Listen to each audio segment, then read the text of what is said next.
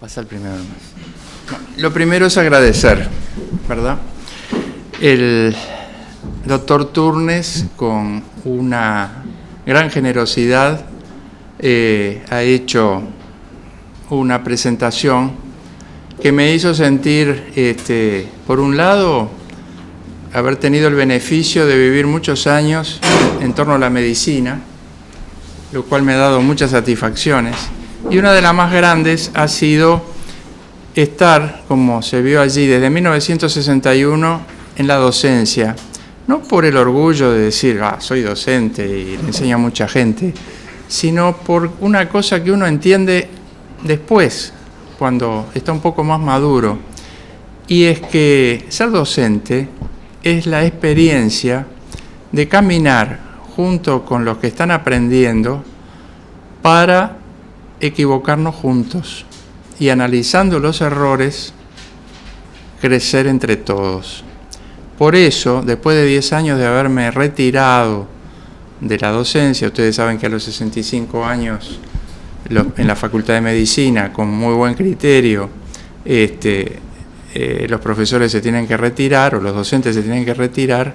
Para mí es un enorme placer y una enorme reminiscencia de momentos muy agradables que viví a lo largo de mi vida en la facultad, esta oportunidad que me brindan el doctor Aguilar, el doctor Turnes y todos los que han organizado este curso, que además, por su objetivo preciso que recién hoy conocí, merece, digamos, todo mi apoyo. Todo mi apoyo, me parece una cosa muy importante, como ahora van a ver. Así que lo primero es agradecer la convocatoria. Voy a tratar de que no me vean como un dinosaurio, sino como uno más de ustedes. No sé si lo lograré, pero voy a hacer el esfuerzo. Lo segundo es recordar la parábola de los ciegos y el elefante. No sé si ustedes la conocen. Resulta la siguiente: resulta que en la India había 5 o 6 ciegos que habían escuchado que había un maravilloso animal que se llamaba el elefante y nunca lo habían visto. Entonces lo llevaron a ver, en presencia de un elefante. No lo podían ver, pero lo empezaron a tocar. Uno le tocó la cola y dijo, es una cuerda. Otro le tocó la trompa y dijo, es una serpiente. Otro le tocó la oreja y dijo, es una pantalla para ventilar. Otro le tocó la pata y dijo, es un tronco. Y otro le tocó la panza, el abdomen, y dijo, es un muro. La siguiente. Todos tenemos parte de la verdad y ninguno tiene toda la verdad. Entonces, lo más cercano a la verdad lo tenemos entre todos. Y esto que voy a exponer es una visión personal, será compartida, será discutida, pero pretende mostrarles, a la luz, sobre todo de la cirugía, una visión del problema del humanismo en cirugía. La siguiente. La tercera cosa que quiero hacer al empezar es aplicar una sabia recomendación que se dio hace más de 100 años por alguien que sabía mucho a propósito de escribir trabajos científicos. Él decía, cuando alguien lo consultaba, le preguntaba, ¿tenés algo que decir? Si no, no escribas. Segundo, si tenés algo que decir, ponele un título atractivo. Tercero, decirlo en la forma más concisa, precisa y breve posible. Y él decía cuarto, y luego callate. Yo lo sustituí para esta ocasión y luego deja lugar a preguntas. Quiero terminar dejando, si es posible, un espacio para que ustedes hagan preguntas. Yo les voy a hacer preguntas también. La siguiente. Tengo algo que decir. La siguiente. Esta imagen representa un poco lo que les dije hace un momento. Es una imagen de un edificio que hay cerca de donde vino mi bisabuelo en Italia. Es un edificio viejo, como yo, una ventana y se ve un panorama maravilloso. No se sabe si es el pasado de la cirugía, el presente o el futuro. ¿verdad? Pero desde esa perspectiva quiero compartir con ustedes esto que les estoy diciendo. No encontré un título atractivo, por eso dejé en el fondo lo que nos propone la plantilla de PowerPoint. Podemos llamarlo humanismo en cirugía. La siguiente. Andan, como dicen ustedes, en la vuelta una serie de palabras: humanismo, ética, deontología, moralidad, calidad asistencial, que están todas entreveradas y todo el mundo habla de ellas, pero a veces no se sabe qué se quiere decir. La siguiente. Entonces, frente a cada problema o a cada situación, uno se pregunta: ¿qué, cómo, por qué, cuándo y quién? La siguiente. ¿Qué? ¿Qué me gustaría hacer? Es la vocación. Ustedes quieren ser médicos. Segundo, el siguiente, perdón. ¿Cómo? ¿Cómo se hace? Para ser médico hay que tener cierta habilidad o destreza. La siguiente. ¿Por qué se hace?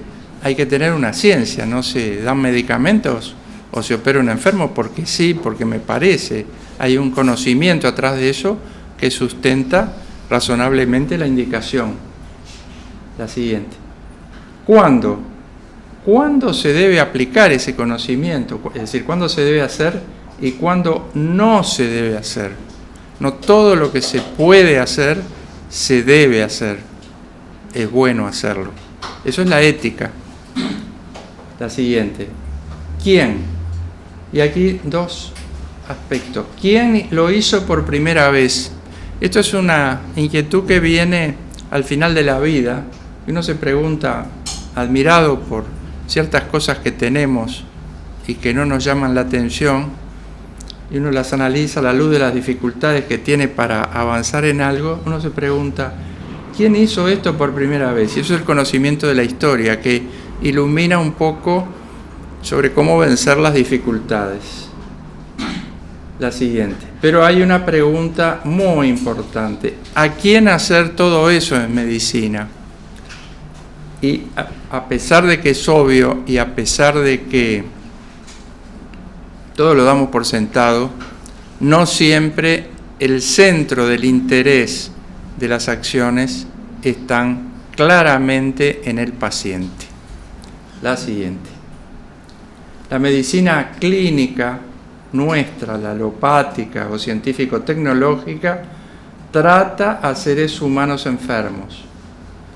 O, en el concepto más amplio, trata de promover la salud, prevenir la enfermedad. No trata enfermedades, es decir, no trata, en un ejemplo quirúrgico, un cáncer de estómago, sino a Juan Pérez que tiene un cáncer de estómago. Es una diferencia fundamental. La siguiente. Entonces, en medicina se puede actuar sobre las enfermedades de los seres humanos con acciones químicas, los medicamentos fundamentalmente, o físicas, y dentro de las físicas las mecánicas, a través de las manos, que son maravillosas, pero tienen limitaciones, las manos prolongadas con instrumentos, y eso es la cirugía. No sé si saben que quiere decir que viene de manos y trabajo, kiros y ergo. La siguiente. Entonces, yo voy a empezar con las preguntas. ¿Alguno de ustedes vio alguna operación? Sí. Bien. La más brava. ¿Alguno de ustedes fue operado? Sí. ¿Sí?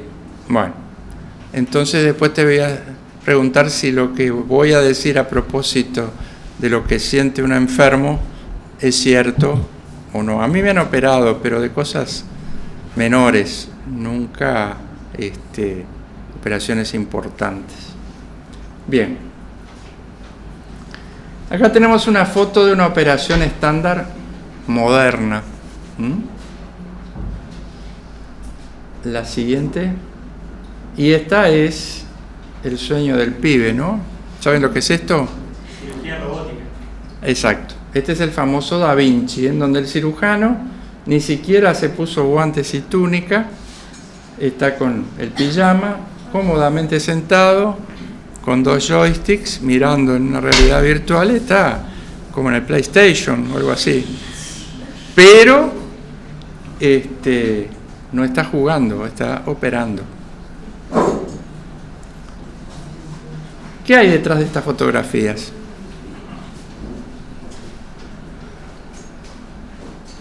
El avance de la ciencia y la tecnología. Claro. Hay ciencia, hay destreza y hay tecnología. Pero volví un poquito para atrás, la anterior.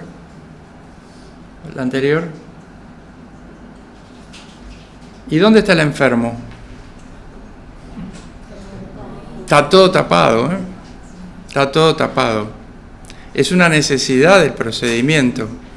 Pero ojo, que la tecnología no nos haga olvidar del enfermo. Bien, volvemos. Entonces, la siguiente. La ciencia, la destreza y la tecnología son crecientes, son cambiantes, tienen que estar en justo equilibrio. La siguiente. Pero al servicio de los intereses del enfermo. La siguiente. Es decir, que presidiendo todo esto debe haber una ética. El enfermo es el centro de todo.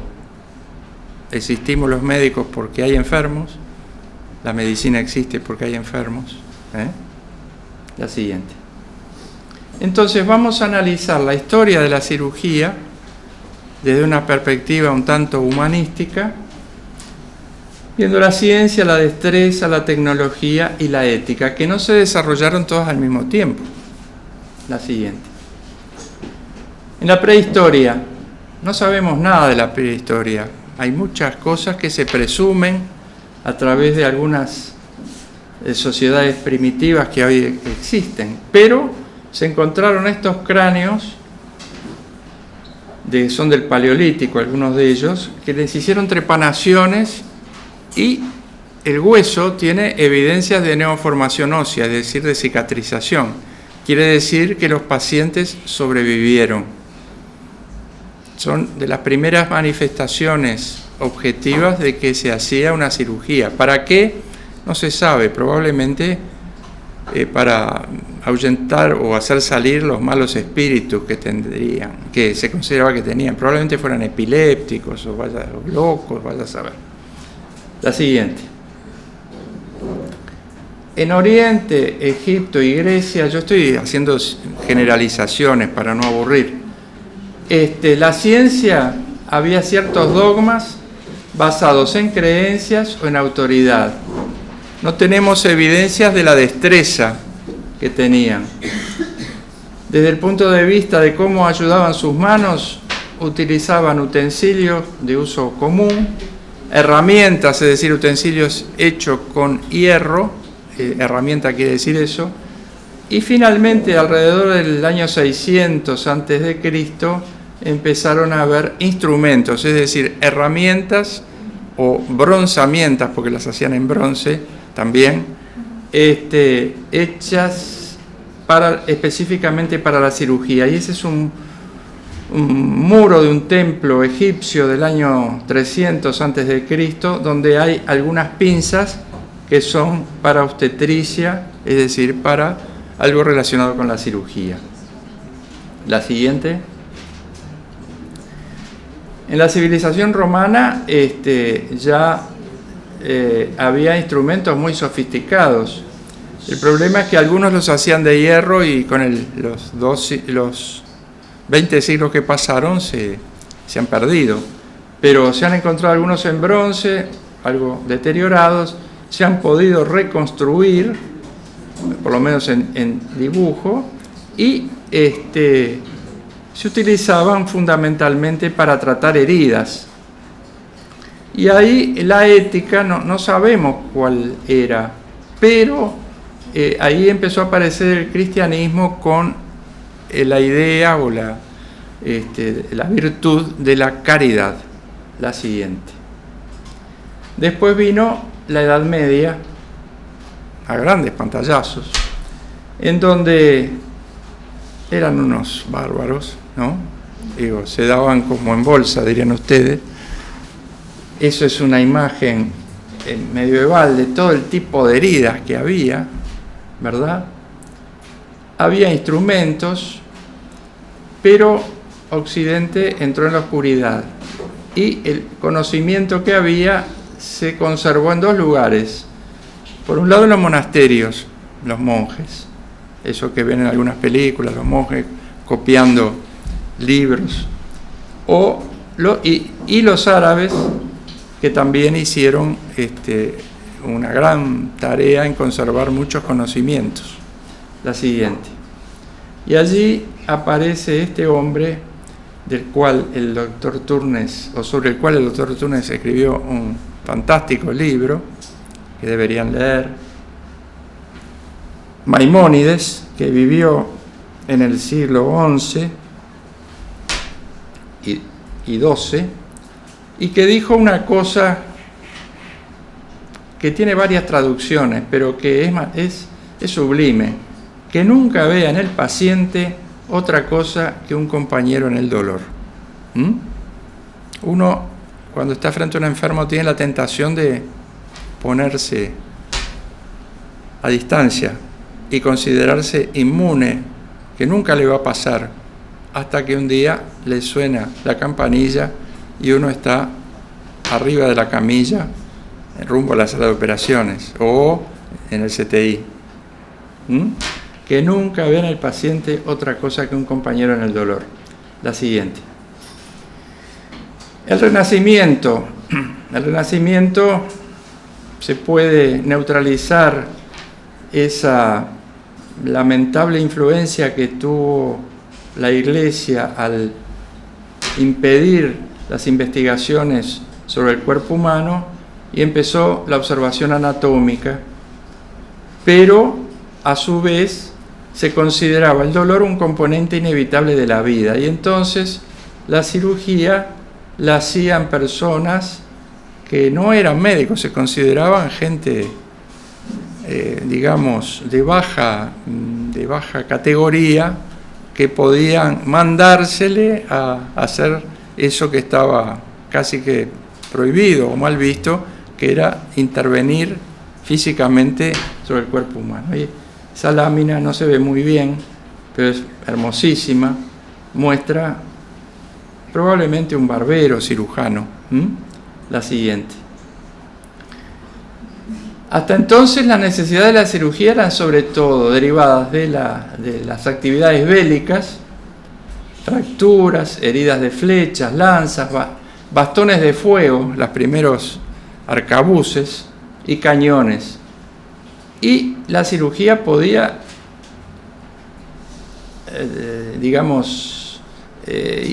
actuar sobre los miembros, ni idea de actuar sobre el tronco, el cuello o la cabeza. Y el otro gran cliente de la cirugía era la extracción de dientes. El dolor más terrible es el de las dentaduras, además como estaban en aquella época. Y entonces ahí tenemos la imagen de un cirujano militar sacando una bala en el campo de combate, la imagen esa. En el centro una amputación. A veces las heridas eran terribles y no había forma de curarlas y se amputaba, pero se amputaba no con anestesia, se amputaba en frío, ahí viene el enfermo, o extrayendo dientes. En mucho menor grado la cirugía, los servicios de los barberos se requerían para hacer sangrías, drenar abscesos o trepanaciones. La siguiente. Alguien dijo que la cirugía había sustituido al Coliseo como lugar de martirio. Si una persona tenía la desgracia de que tenía algo que requería un cirujano, era el martirio, el suplicio. La siguiente. La cirugía se tenía por una curiosidad de utilidad limitada y los que los practicaban tenían una consideración social y política inferior a la de la medicina y los médicos. Eran gente de segunda categoría. La siguiente. A pesar de eso, la cirugía fue construyendo su ciencia y perfeccionando su arte, y quienes la practicaban fueron ganando consideración y espacio social y en la normativa política, y aparecieron los médicos cirujanos. La cirugía se identificó como una especialidad independiente, no en lucha, sino coordinada con la cirugía, con la medicina, pero diferente de ella. Y los cirujanos pasaron a ser profesionales. Esto ocurrió no hace tanto. Esto ocurrió a mediados del siglo XIX, más o menos. Por lo menos en forma consolidada. La siguiente. Y aquí tenemos a este personaje, Ambroise Paré, un fenómeno en su época, que muestra a través de eso que escribió en 1545, hasta esa época, basado en que no había métodos para parar la hemorragia y que se consideraba que las heridas por armas de fuego estaban contaminadas por pólvora que era venenosa. Entonces, para cohibir la hemorragia y neutralizar el veneno, instilaban en las heridas o sumergían los muñones de amputación en aceite de saúco hirviendo, o echaban plomo derretido, o alquitrán, brea. ¿Se dan cuenta? Qué suerte no haber vivido en esa época, ¿no? Bueno, este hombre sustituyó el empleo de aceite de saúco hirviendo por diversas mezclas que fue cambiando de productos calmantes naturales, con lo cual muestra una sensibilidad por la persona del enfermo que es importante destacar. La siguiente. En el siglo XVIII no hubo muchos cambios o avances.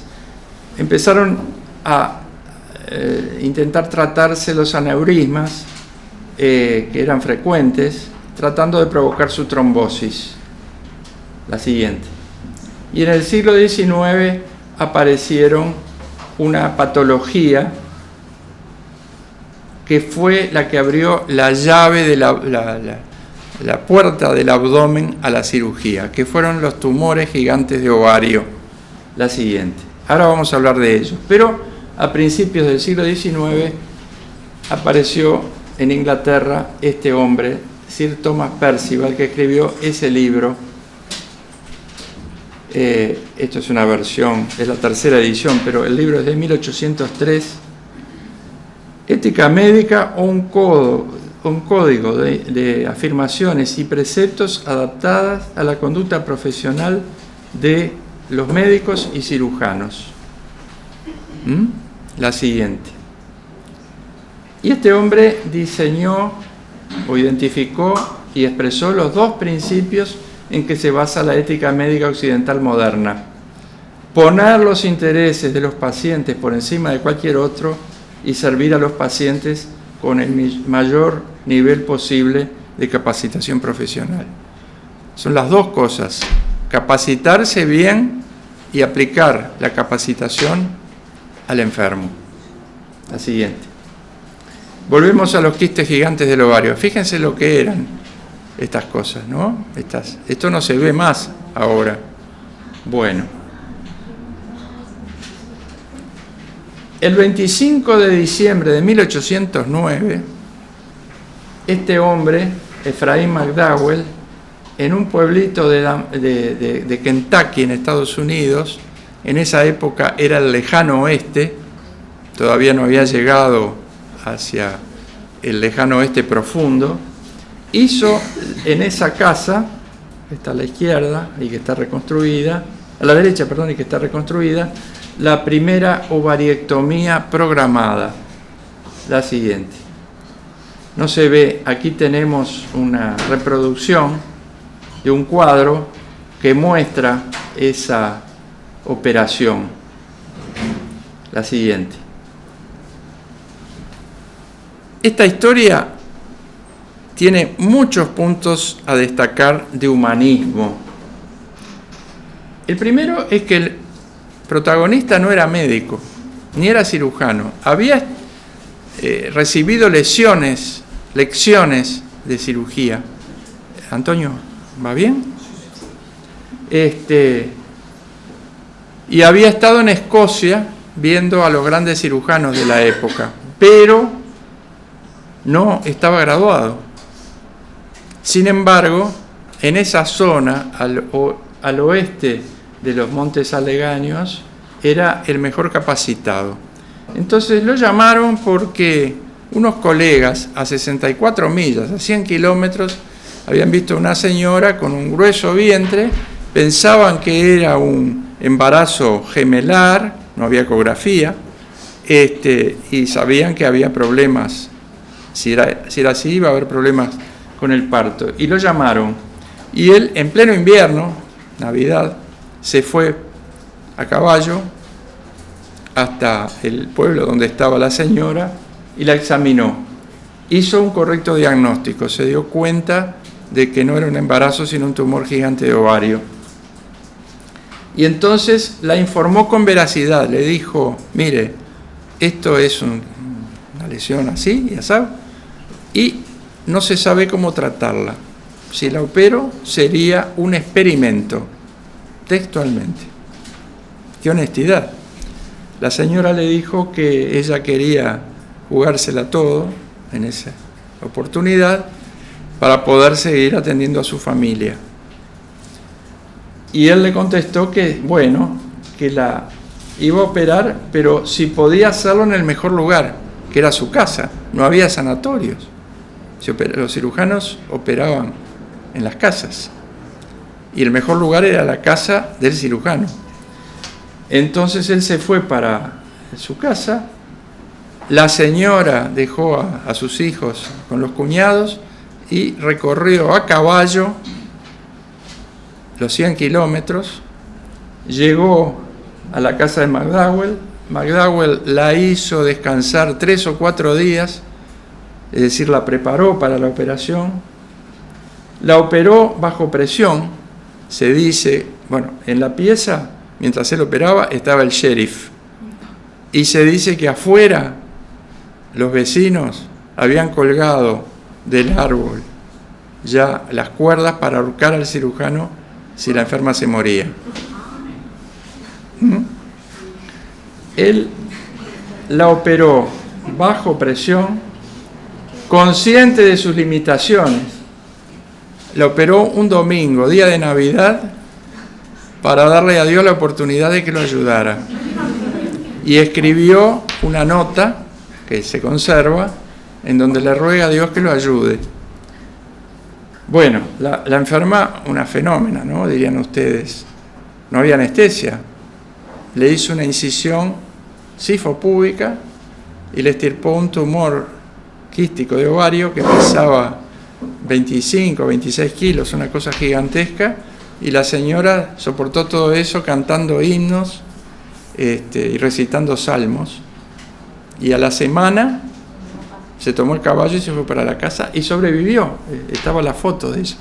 Esta historia para mí es fantástica, ¿no? Y la cuento para que de alguna manera les entre la idea, la siguiente. 40 años después apareció la anestesia general, la siguiente.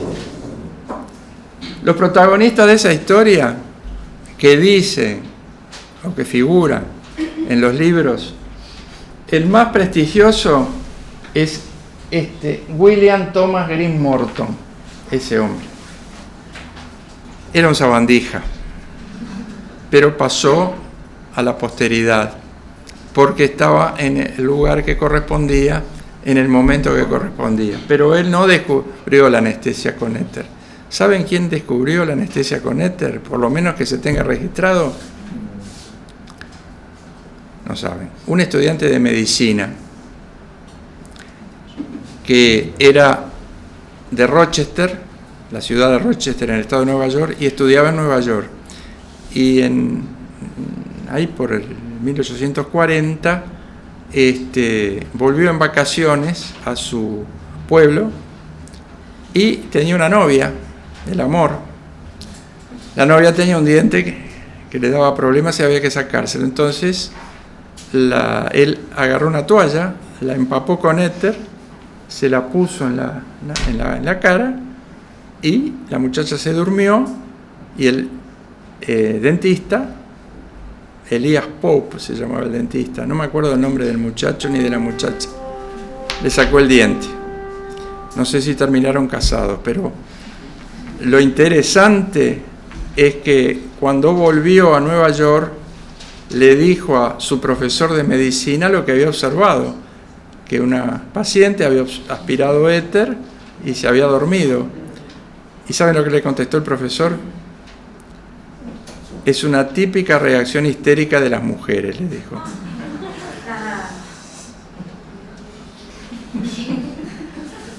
Qué oportunidad se perdió el profesor, ¿no? De haber pasado la historia. Bueno, Horace Wells fue el que utilizó el óxido nítrico, estos otros utilizaron el éter, y el que está a la derecha es Simpson, que utilizó el cloroformo. Fueron los 3 primeros agentes anestésicos. 2 de ellos, poquitos meses después de que se utilizaran en Estados Unidos y en Inglaterra, llegaron a Montevideo durante la Guerra Grande, el sitio grande, y se utilizaron en Montevideo. Pero esa es otra historia. No estábamos tan lejos y a pesar de que no había internet ni aviones a turbina, ¿no? Bien, la siguiente. Pero claro, Morton estaba en un lugar, como les dije, preciso, en el momento preciso, el Hospital General de Massachusetts, y entonces hay cuadros que pintan la escena. Este es uno, otro. Este es el más famoso de todos lados, de todos los que hay, digo, que es muy interesante porque allí hay personas representadas que no están personas que estuvieron, y los que están no están en las posiciones que estuvieron. Por suerte, la siguiente, había daguerrotipos, lo que precedía la fotografía, y esta es la fotografía, el daguerrotipo de la segunda operación con anestesia general, que fue una amputación de muslo a una muchacha con una tuberculosis de rodilla, 1846. No hace tanto, ¿no? La siguiente. Pero la anestesia general puso un problema. La pérdida de conciencia hace que el enfermo no tenga autonomía, pierda su autonomía. Y ese es un aspecto que tiene que ver con la cirugía y con el consentimiento informado, del cual vamos a hablar un poquito después. La siguiente. En la década de 1860, la cirugía dio otro gran paso. Se inventaron las pinzas hemostáticas modernas. Y otra vez, la siguiente, el que las inventó fue este personaje de la izquierda, un alsaciano, Coverlé, que tuvo la mala idea de enviarle un juego a un cirujano muy particular que había en París, muy publicitario, Pean, y se conocen como pinzas de Pean, pero son de Coverlé. La historia está llena de este tipo de cosas. Colón no fue el primero que llegó a América, fue el primero que lo publicitó. Y Pean fue el que publicitó las pinzas. La siguiente.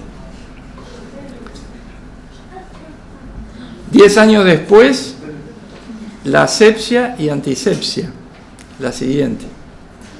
Estos personajes, Semmelweis, resulta que los cirujanos, los médicos, iban a la sala de autopsias. Era la época que la medicina estaba desarrollando el método anatomoclínico, entonces se hacían autopsias. Y después con la misma ropa y sin lavarse las manos iban a la sala de obstetricia, examinaban a las mujeres, tacto vaginal, y después, claro, hacían la fiebre puerperal y se morían. Y este hombre, Semmelweis, ¿qué hizo? Simplemente hizo lavarse las manos entre la sala de autopsias y la sala de obstetricia, con lo cual disminuyeron brutalmente el índice de infecciones. Pasteur, que por la época descubrió las bacterias. Lister, el inventor de la antisepsia, es decir, echar en la herida un producto que era el ácido carbólico en distintas maneras para destruir las bacterias.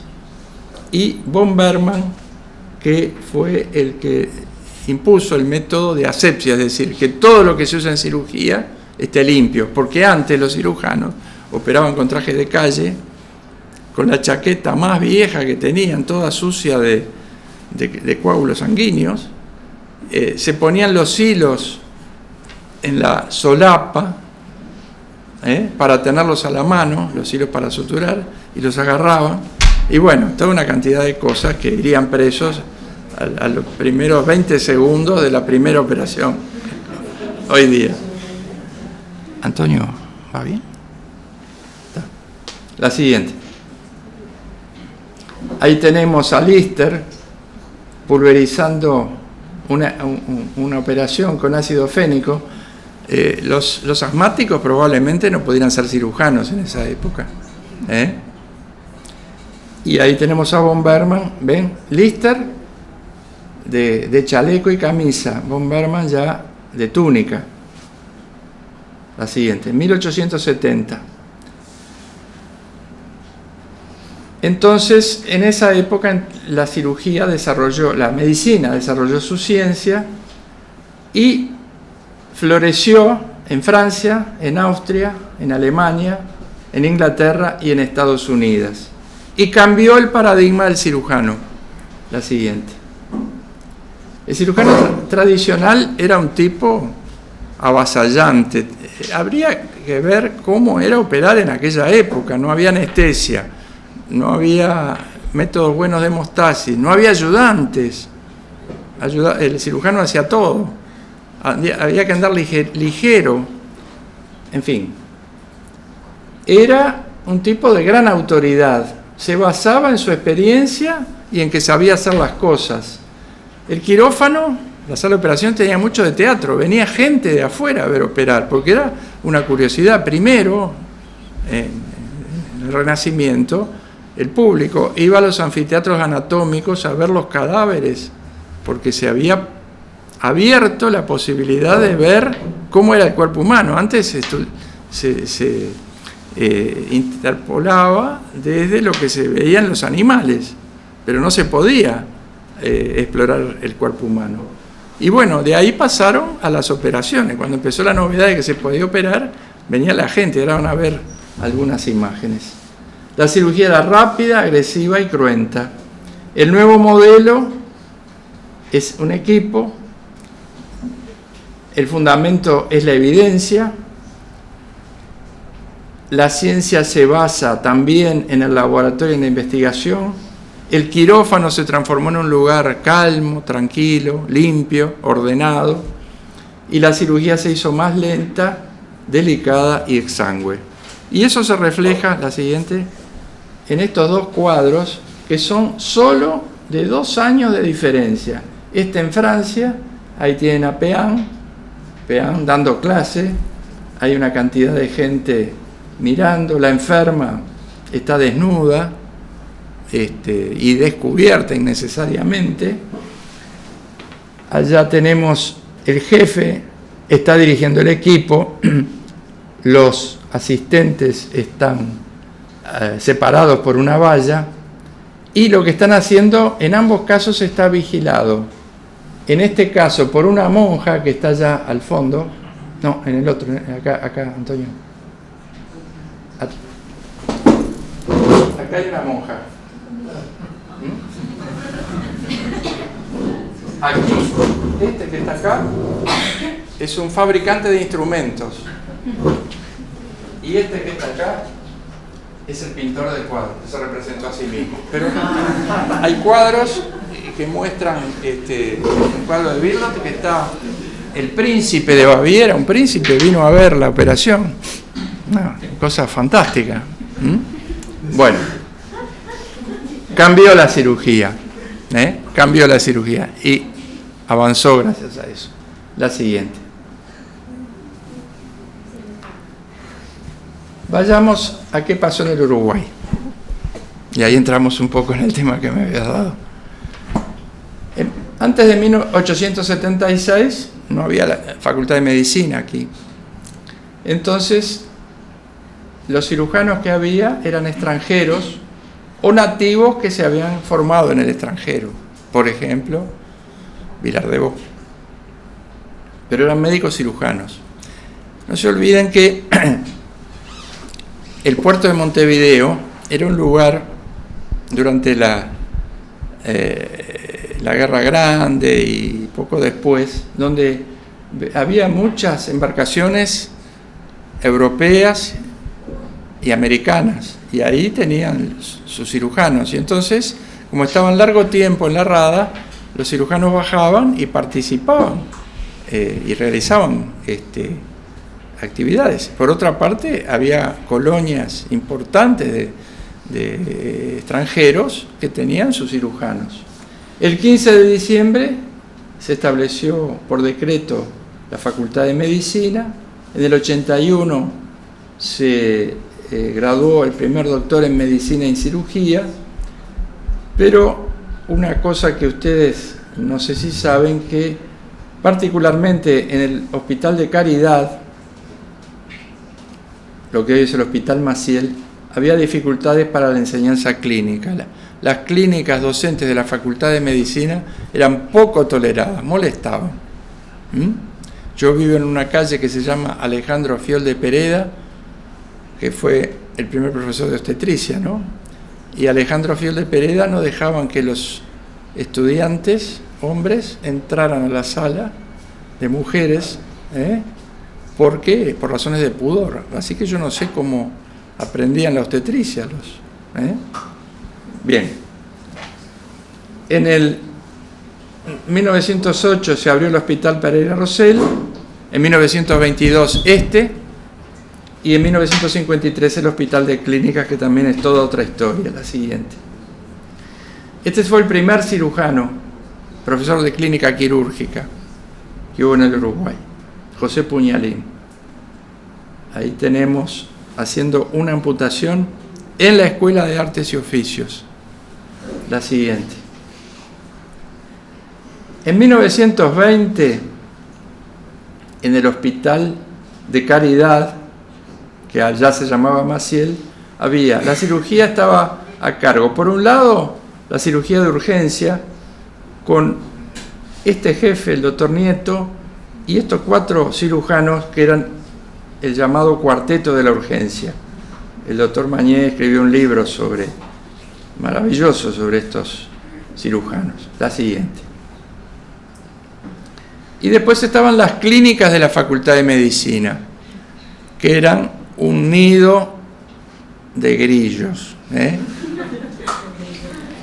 Por un lado, teníamos al doctor Alfonso Lamas, un hombre formado en el Uruguay, formado en cirugía con Puñalín, de familia de militares, blanco. Este fue el que presidía el directorio blanco cuando la revolución de 1904, a tal punto que tuvo que abandonar en la cátedra. Un hombre que se caracterizó por su dedicación y su atención al bienestar del enfermo. Y formaron una pareja inseparable con su ayudante, profesor agregado, Luis Mondino. El otro profesor era Alfredo Navarro, un hombre muy meritorio, era hijo de un empleado del Hospital Vilar de Bo, hizo la carrera por su propio esfuerzo, ganó una beca para estudiar medicina en Francia, hizo el internado en Francia, salió cuarto, un extranjero, se graduó en Francia, se hizo cirujano, vino acá al Uruguay y con gran fama tuvo la suerte de que el presidente estaba séptico por un quiste sebáceo infectado, ¿no? O algo así. Sí, pero fue un drenaje. Lo drenó y el presidente hizo así, bueno, pasó al estrellato. Era un hombre impulsivo, bueno, y los dos se llevaban como perro y gato, a tal punto que Alfredo Navarro, supongo que ustedes conocen algo el Maciel, la puerta de atrás del Maciel, la de la calle Washington, es la puerta francesa. Alfredo Navarro entraba al hospital por la puerta francesa y Lamas entraba por la puerta del 25 de mayo. Se odiaban. Y las clínicas eran recintos feudales. El que pertenecía a una clínica no podía pasar por la sala.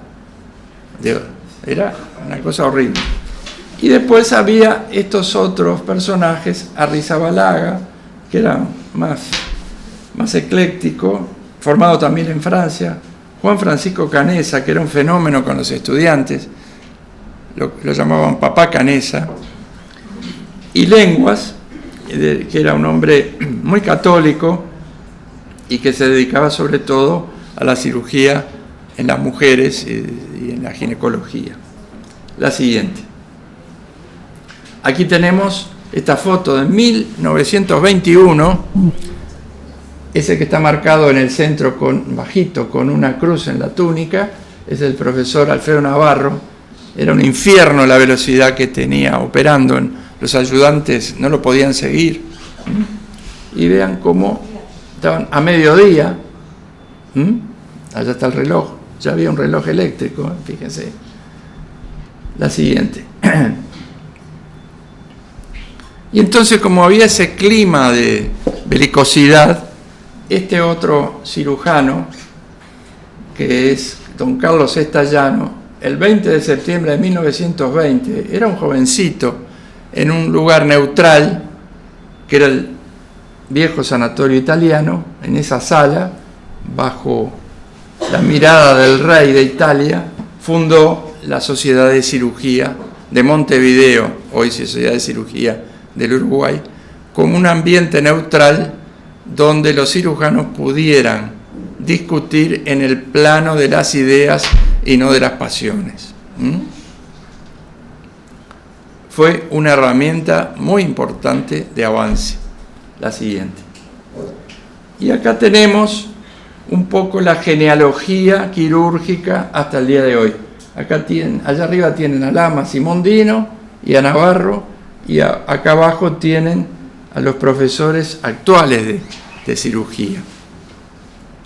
Yo no había tomado en cuenta, puede ser que me falte alguno, pero la Facultad de Medicina tuvo hasta el momento 49 o 50 profesores titulares.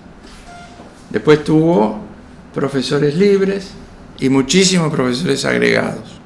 Esa es la fuerza de trabajo con la cual se creó y se mantuvo actualizada la cirugía. La escuela de Navarro fue una escuela verticalista, centrada en el patrón.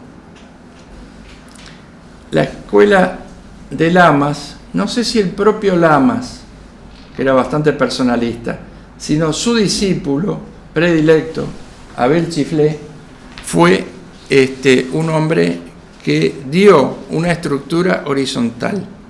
Es decir, él tomaba a los cirujanos jóvenes, era muy inteligente, veía qué capacidades tenía y los estimulaba para que se desarrollaran. Y la clínica de Chiflé tuvo una producción muy grande. Fíjese que todos estos somos profesores de cirugía que salimos de la clínica de Chiflé. Y cuando se restableció la democracia y nombraron los 6 profesores de clínica quirúrgica, de la facultad, en el año 1987, los 6 éramos discípulos de Chiflé. Fue un hombre realmente importante y por eso el libro que escribí y que mencionó el doctor Turnes. La siguiente. En el siglo XX, la cirugía, volvemos a la evolución,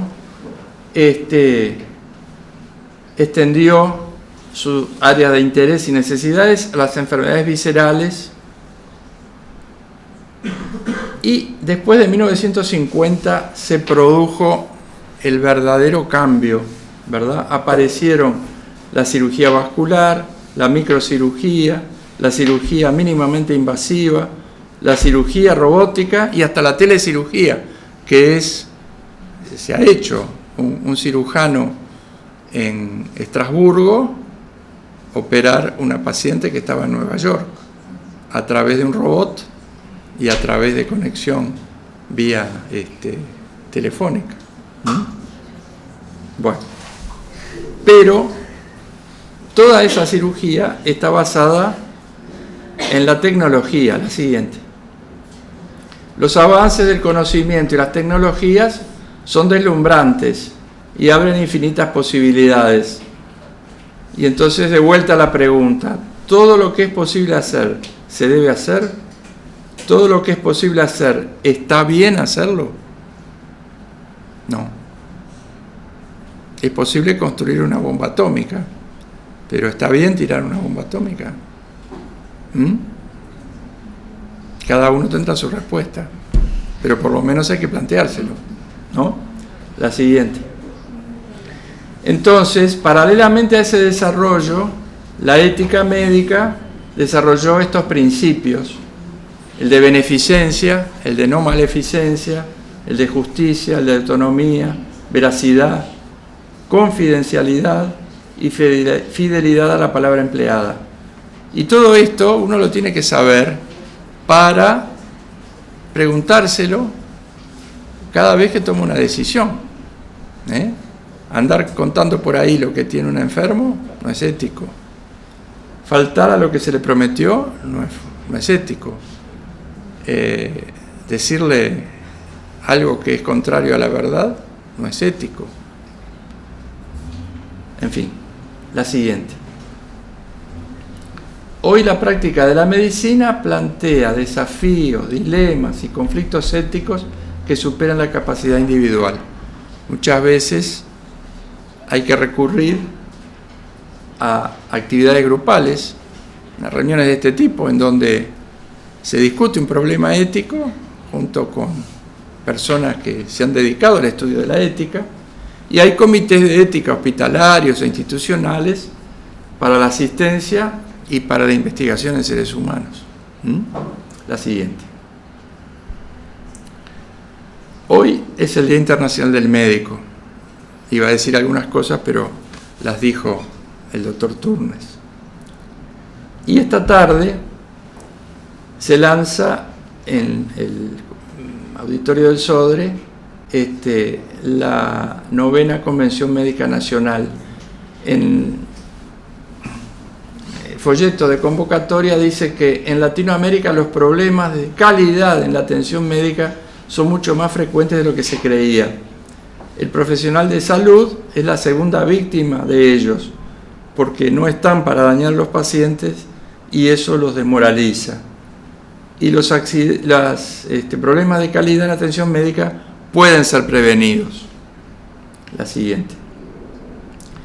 Entonces, yo les pasé al principio estas carteles que andaban, les dije, en la vuelta, ¿no? Están como en órbita, en torno a algo central. Podría ser la analogía de un átomo, y lo central es el núcleo. La siguiente. El núcleo es el paciente. En todo lo que hagamos como médicos, el núcleo es el paciente. La siguiente. El núcleo no puede ser la enfermedad, no puede ser uno mismo, no puede ser el gremio, no puede ser la técnica, no puede ser el sistema de salud. La siguiente. Los avances del conocimiento y las tecnologías son deslumbrantes, pero exponen a la tentación de monopolizar el interés de la asistencia, y su aplicación exige, por otra parte, la participación de equipos multidisciplinarios. Hoy la medicina es tan grande que nadie sabe todo. Y entonces estos dos fenómenos exponen al riesgo de perder de vista la consideración de la persona del enfermo. Y esto lleva a un fenómeno que es la deshumanización de la asistencia por la tecnificación de la misma. La siguiente. Hay un círculo vicioso perverso. No quiere decir que exista siempre, pero es bastante frecuente. La siguiente. La medicina se tecnificó. La siguiente. Eso encareció la asistencia. Eso hizo que los recursos económicos estén siempre, aún en los países más ricos del mundo, son insuficientes. La siguiente. Entonces, en el escenario asistencial, que debería ser médico-paciente, eso nunca se debe perder, aparecen nuevos actores, institucionales como los seguros, o personales, funcionales como los administradores. La siguiente. Entonces, hace muchos años, en una mesa sobre calidad, encontré y puse esta imagen que encontré, no me acuerdo dónde. Dice: hola, esa persona le dice a un rebaño de ovejas: vuestro pastor, el médico, fue jubilado. Yo soy el señor Pérez. Seré vuestro coordinador de pastoreo y el gerente de bienestar y seguridad del rebaño. La medicina, es importante que haya gestores y administradores, pero la decisión del médico, la decisión responsable del médico, nunca puede ser limitada, y de hecho muchas veces lo es. La siguiente. Entonces, la acción inadecuada de estos actores en el proceso asistencial interfieren con el mismo a través de una normatización rígida o inadecuada. Establecen un procedimiento tipo para todos los enfermos y cada enfermo tiene una particularidad. La siguiente. Los médicos reducen su libertad de decisión responsable. La siguiente. Los médicos son rebajados de profesionales de la salud a empleados de las compañías, o lo que es peor, a trabajadores de la salud. La siguiente. La medicina se deshumaniza. Yo hace poco tuve una experiencia. Mi señora se cayó, se fracturó, la llevé a la puerta del CASMU y ahí percibí esto que les estoy contando en carne propia. La siguiente. A veces se industrializa. Este es un dibujo de Quino, en donde la producción quirúrgica es vista como una cadena. La siguiente. ¿Y qué pasa? Los enfermos se muestran insatisfechos. Y entonces el médico es el que da la cara, el médico clínico. Y entonces, demandas. Judicialización de la medicina. Y entonces, ¿el médico qué hace? Se defiende. Y entonces, la última, medicina defensiva.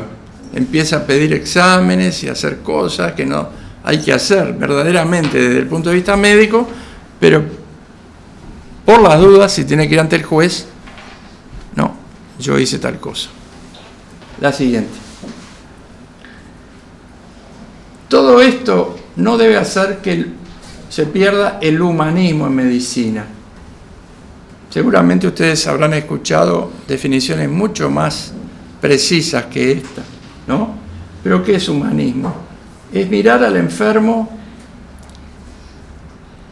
con empatía, sabiendo todo lo que lo afecta en ese momento, que no es solo la enfermedad, sino todas las repercusiones que él tiene, y solidarizarse con él y estar siempre a favor de su bienestar. La siguiente. En cirugía, y ya queda poquito, en cirugía este problema es especialmente importante porque la relación entre paciente y cirujano tiene algunas particularidades. En general el paciente no conoce al cirujano. Un día va al médico, le encuentra algo y lo manda al cirujano. Entonces la relación entre paciente y cirujano tiene aspectos desfavorables para el cirujano. La relación es corta, se establece en forma abrupta. Es inquietante, ¿verdad? Te tienen que operar, estás dormido, te tienen que abrir y mientras tú estás dormido te tienen que manipular, extirpar, reconectar o en fin, hacer cosas adentro del cuerpo. Y el que te va a hacer eso es un o unos desconocidos. Hasta ese momento no los conocías. No los conocías. La siguiente. La siguiente. Ahí. Bueno, esto está. Podés pasar. Entonces, ¿qué es lo que tiene que hacer el cirujano? Algunos de ustedes probablemente vaya a ser cirujano. Establecer una relación de confianza más intensa que en cualquier otra rama de la medicina.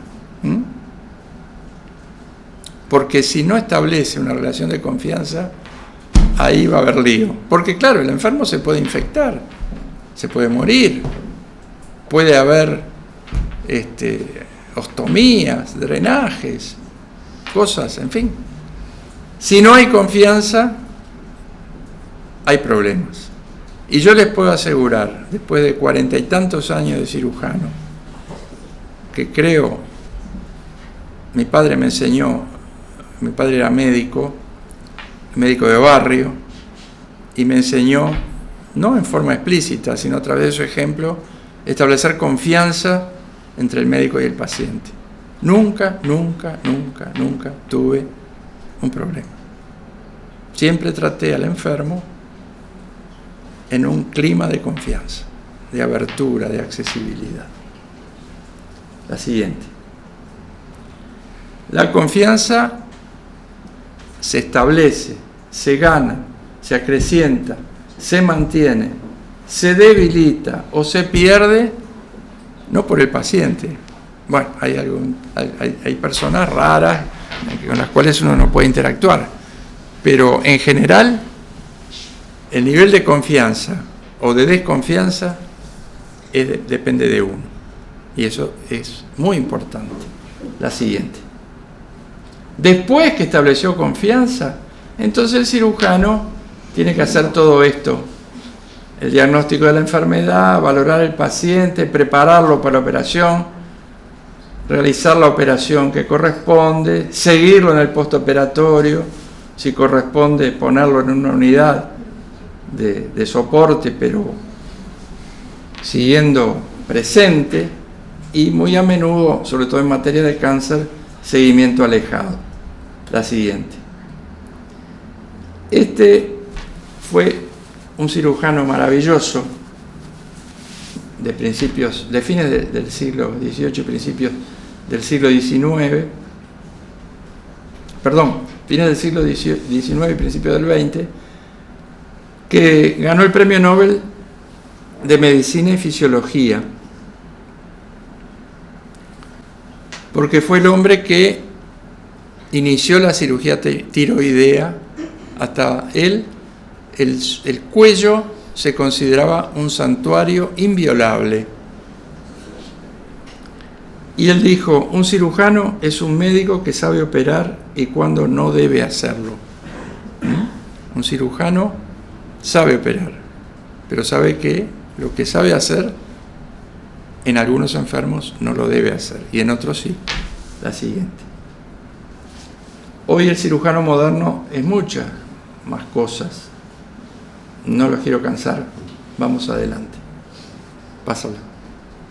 Entonces, y ya terminamos, hemos visto cómo a lo largo de esta historia, desde la anestesia, pasando por la hemostasia, la asepsia y antisepsia, y el desarrollo de la ciencia quirúrgica, llegamos a la profesionalización de la cirugía, que está basada en el desarrollo científico, en condiciones de ejercicio, pero en ética y en humanismo. La siguiente.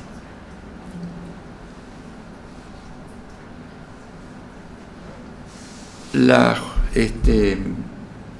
actividad que hoy se va a lanzar en el auditorio del Sodre habló de calidad asistencial. Hoy calidad asistencial es equilibrio entre estas tres cosas: el médico, ético y de alto nivel científico y tecnológico, la sociedad y sus representantes que tienen participación en todo esto, pero también el paciente, que tiene que tener satisfacción a sus expectativas.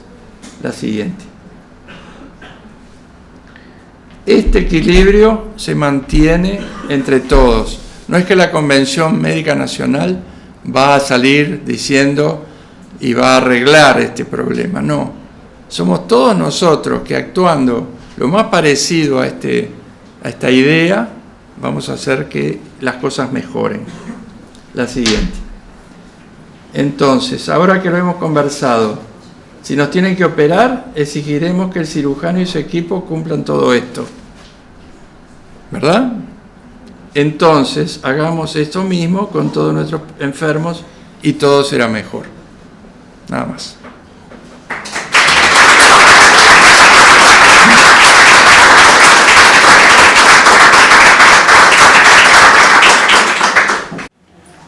Sacaron una idea clara de las particularidades. Mi idea es que, digamos, insistir en un aspecto general de lo que es un médico y los riesgos que hay en este momento, en donde está, por un lado, deslumbrado por la tecnología, por otro lado, inmerso en un sistema laboral que no es bueno, y en donde ha perdido su papel de profesional.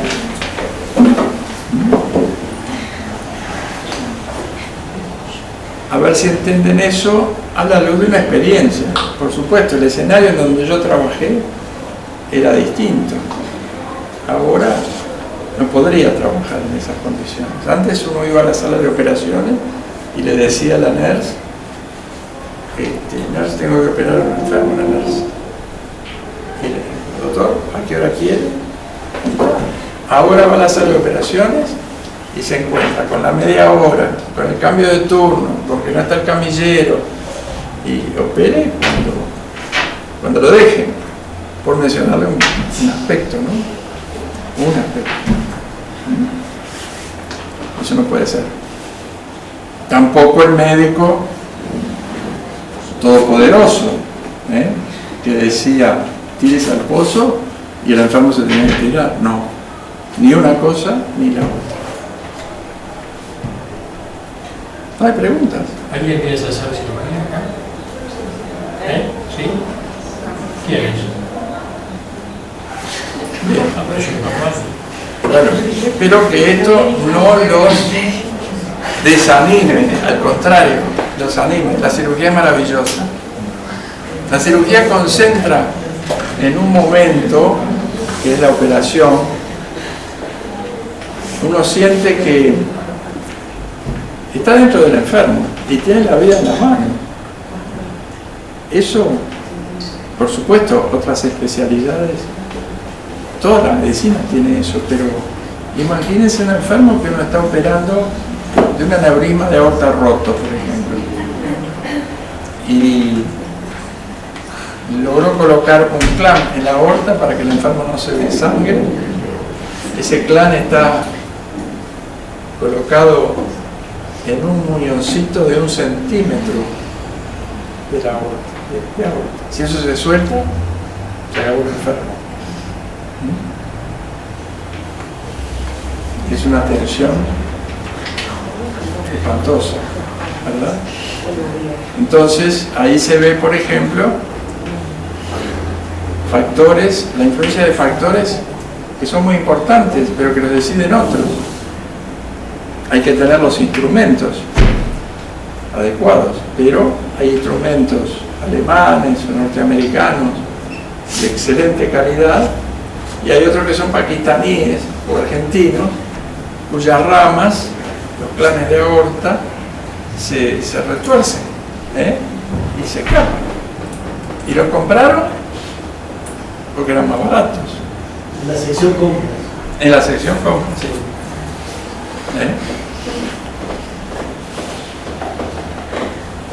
Y claro, y si uno lo llama a las 3 de la mañana, mirá que este clan no sirve, se enojan, porque ¿cómo me vas a molestar? Y vos estás en la sala de operación, digamos, cargando tu coronaria de placas de ateroma, y lo que es peor, con la vida de un enfermo en la mano. Hay cosas que hay que conversar. Tal vez por la calidad venga. Sí. Es importante que uno tenga una vocación definida desde temprana época. La anatomía es sin duda, fue y sigue siendo una base importante para la cirugía. Pero actualmente la cirugía se ha cientificado mucho más y entonces los cirujanos saben mucho más cosas. No saben tanta anatomía, porque ¿qué pasa? La anatomía, por lo menos la que yo aprendí cuando fui estudiante y la que enseñé cuando fui disector y prosector, tenía mucho de resabio medieval. Cuando yo les dije ahí que se liberó de la prohibición de explorar el cuerpo humano, empezaron a disecar cadáveres y empezaron a ver cosas que no se sabía que existían, pero que no sabían para qué servían. Y entonces surgió esa anatomía detallista, tal vez ustedes no la hayan conocido, pero que describían el milímetro, la micra de las estructuras, porque las describían por las dudas, porque no sabían para qué servían. Después se desarrolló la fisiología y la patología, y allí entonces empezó a ver que mucho de ese detallismo anatómico no tiene sentido. Y en realidad la anatomía que hoy se precisa para hacer cirugía es una anatomía más pragmática, más general, más global. Pero hay que estudiar otras cosas. Todo en conjunto. Yo no les puedo contar una experiencia que es personal. Yo tengo un hijo que cuando se recibió acá me dijo que quería irse a Estados Unidos.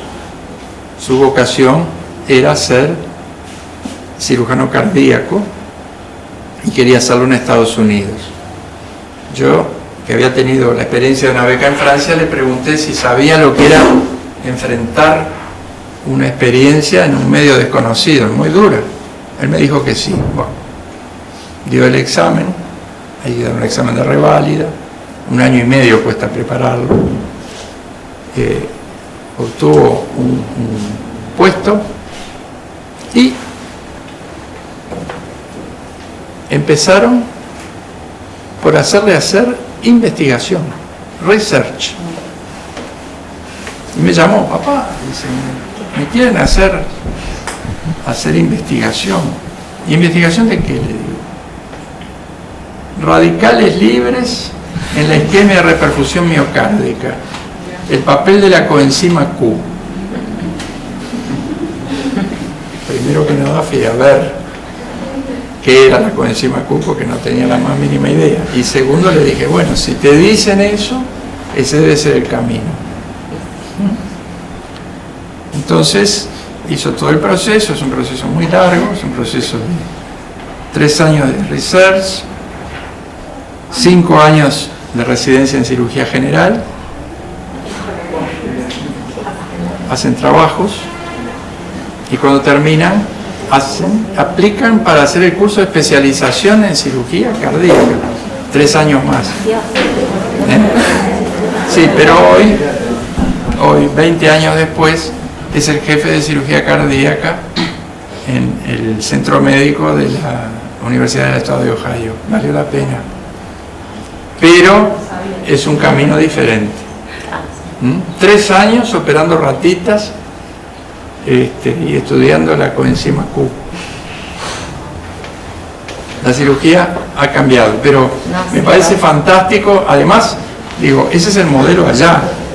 No quiere decir que haya que trasplantarlo exactamente acá, no. Me parece fantástico que tengas definida la vocación. Sí, del dicho al hecho, o sea, no sé, capaz Sí, que lo... pero si no lo tuviera definido, el hecho no iba a existir. Sí.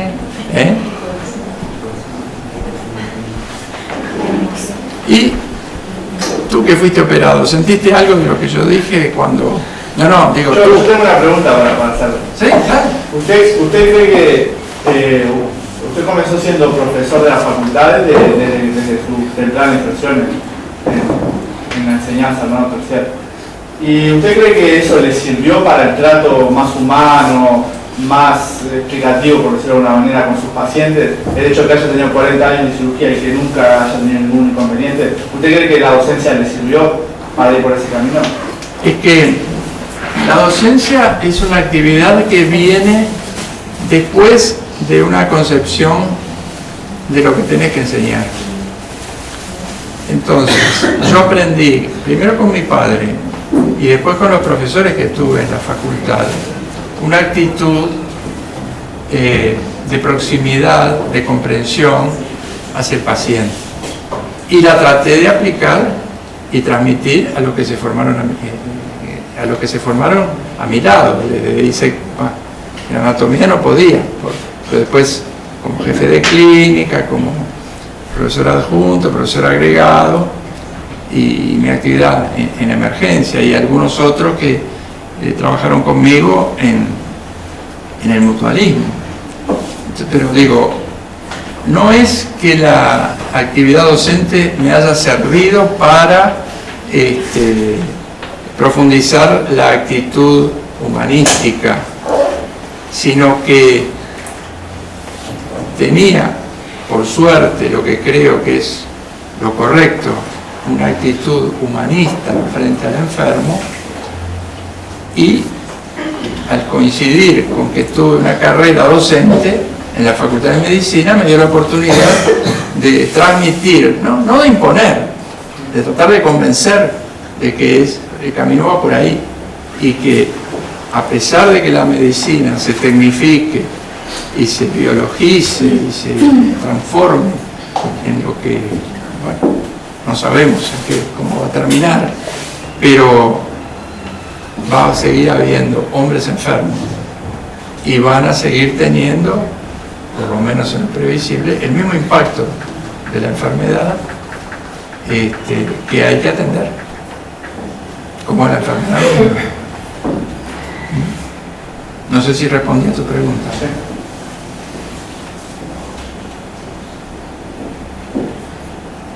Los que se operaron,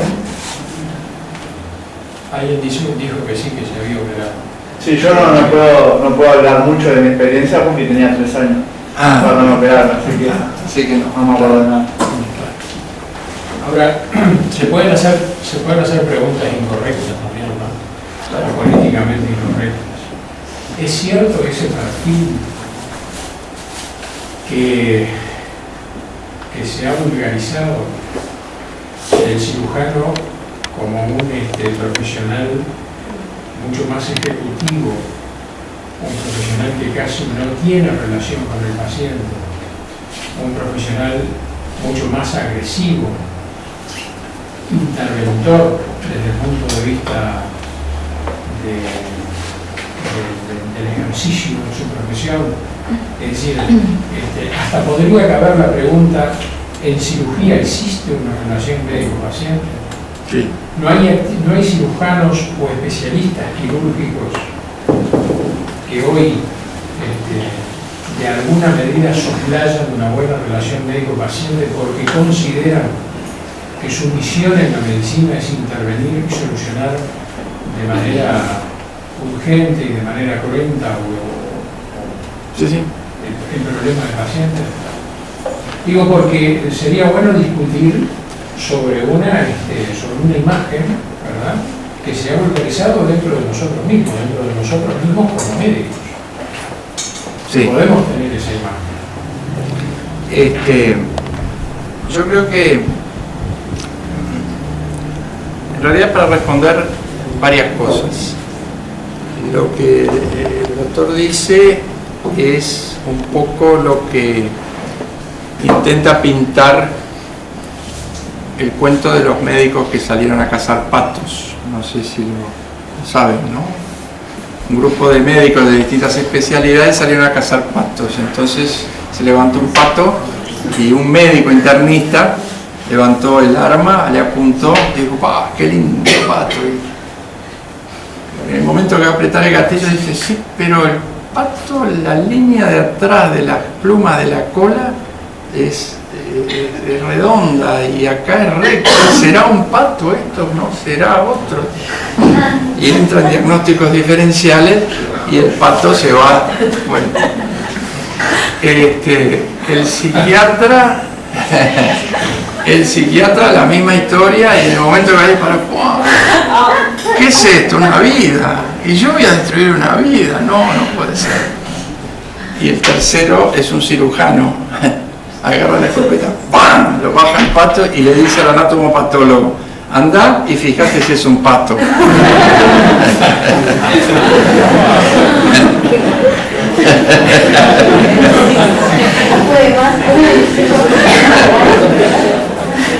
Bueno, el cirujano tiene que tener ciertas características de agresividad,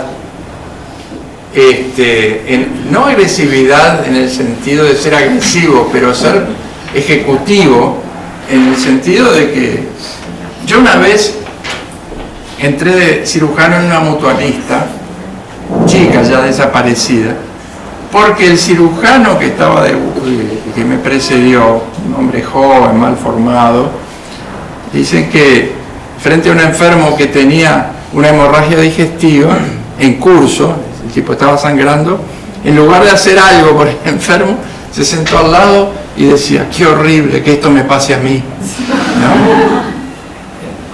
Y esto me pase a mí en el sentido de que yo tenga que asumir a este enfermo.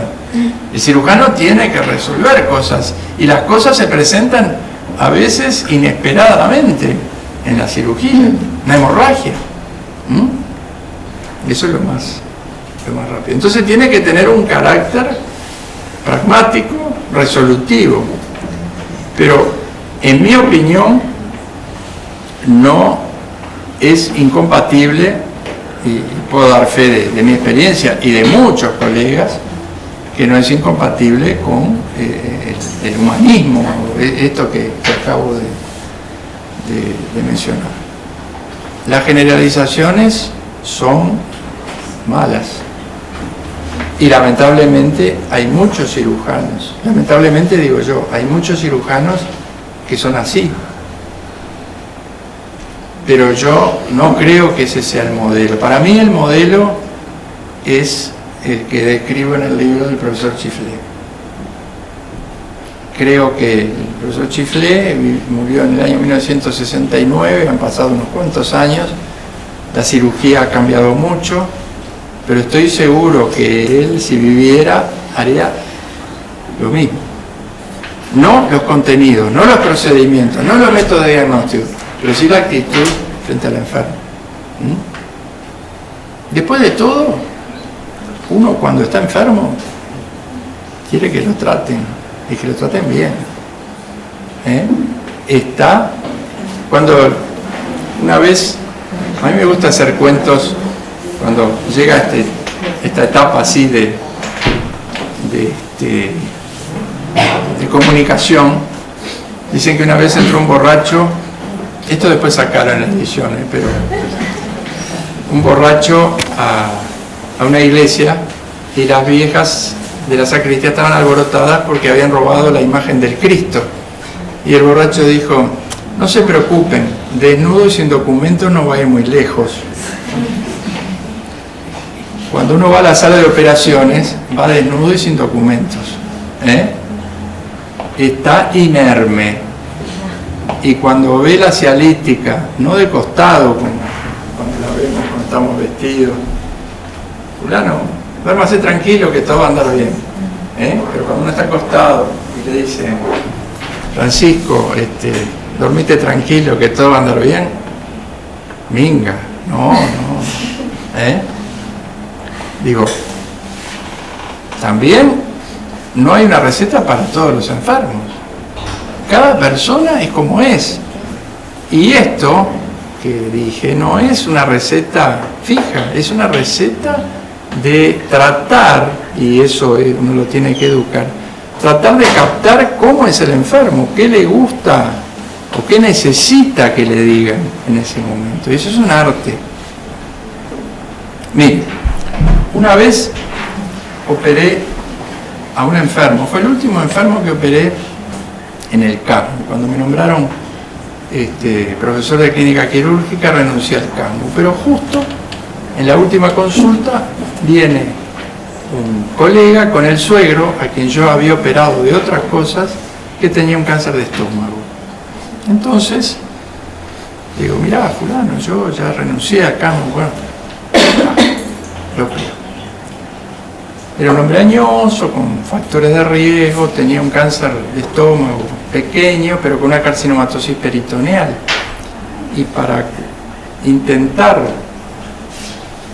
aliviar algo, había que hacer una operación muy arriesgada, que la iba a dejar en mala condición, que era una gastrectomía total, y nos iba a evitar que se muriera. Entonces, ahí hubo que tomar la decisión, dura, radical, porque no tiene vuelta atrás, y la tenés que tomar en ese momento. Lo llamé al yerno de la sala de operaciones, le conté, vio la situación, los argumentos por los cuales consideraba que no debía hacerse nada, y le inventamos al enfermo una serie de cosas para que no se inquietara por los síntomas que iba a tener. Pasó el tiempo y un día dejó de llamarme. Yo lo iba a ver a la casa, él me llamaba. Dejó de llamarme, me llamó la atención, y un día me crucé con el yerno, como un mes después en la Española, y me dice, le pregunté, ¿tu suegro? Yo pensé que se había muerto. Y me dice, no, dice, nos llamó y nos dijo, yo tengo 79 años, dice, siento lo mismo, pienso que tenía un cáncer de estómago y no me lo sacaron, no importa, dice, tengo 79 años, de algo hay que morir, pero no llamen más al doctor Crestanelo, porque ese hombre a quien aprecio tanto me mintió. Fíjense si será importante captar lo que quiere el enfermo. Es muy difícil, es un arte. Y eso lo tiene que hacer en 10 minutos, en 15 minutos ahora, ¿no? La consulta son 15 minutos, 4 enfermos por hora. Así no se puede dar una buena medicina. Es muy difícil. Espero que todo esto se discuta en la convención médica, ¿no? Bueno, le agradecemos mucho a la persona de la familia.